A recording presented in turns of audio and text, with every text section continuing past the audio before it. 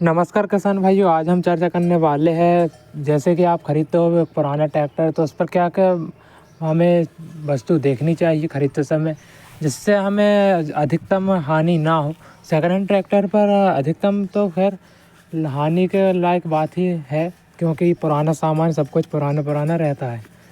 तो इसी को देखते हुए हम आप चर्चा करेंगे कि क्या क्या सामान पर वस्तु पर उसमें ध्यान देना चाहिए हमें ख़रीदते समय, जिससे कि हमें ज़्यादा हानि ना हो। तो जैसे कि पहले हुआ टायर, वो टायर आप देखेंगे तो लगभग 30 से 40% सही रहता है टायर, तो आपको पुरा रहा है, क्योंकि पुराने में तो पूरे न्यू टायर नहीं मिल पाएंगे, मगर 30 से 40% सब ऊपर अगर है तो आप आसानी से उसे चॉइस कर सकते हैं। उसके बाद ड्राइवर पट्टी ये वो तो खैर रहती है, लेकिन उसके बाद अगर हम देखें तो हमें बहुत सी चीज़ों पर ध्यान देना चाहिए जिससे हमें परेशानी का सामना ना करना पड़े। तो आप देख सकते हो अब आपके साथ कुछ इस तरह के हालात ना बने, इस कारण मैं आपको बता रहा हूँ कि दूसरे नंबर पर आती है बैटरी। अगर आप देखते हो ट्रैक्टर को तो दूसरे नंबर पर देखें बैटरी, क्योंकि उसमें बैटरी अगर डाउन है तो आपको भी दगाना पड़ेगा, और उसके बाद 10 से 8,000 रुपये का खर्चा। और चारों टायर देखें, अगले टायर अगर वो भी सही है तो ठीक है।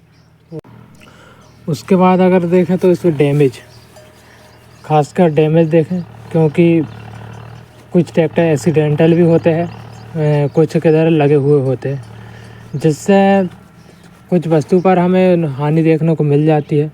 जैसे कि सामने से ही बोनट दबा हुआ है, हो सके उसका कुछ सिस्टम टूटा हो या कुछ हो, इस वजह से व्यक्ति बेच रहा हो उस ट्रैक्टर को।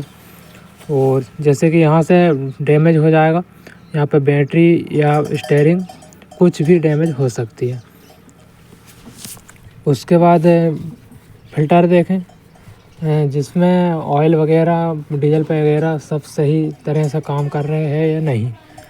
और जैसे कि पावर स्टीयरिंग हुई, पावर स्टीयरिंग में कम ऑयल रहता है तो मतलब कम कटती है। और उसके बाद अगर आपका ट्रैक्टर हर किधर ही भाग रहा है, जैसे कि चला के देखें, अगर एक साइड चलता है या डग मारता है थोड़ा होद भी, तो मान लो धड़ी प्रॉब्लम है। और धड़ी प्रॉब्लम रहेगी तो आपको लगभग 15 से 20 हज़ार रुपये का प्रॉब्लम आ जाएगी, उसमें 15 से 20 हज़ार रुपये की खर्चा बढ़ जाएगा। तो ये मैं ख़ास बातें आपको बता रहा हूँ। तो किसानी के यंत्र में आपका स्वागत है, और हमारे चैनल का जो सब्सक्राइब।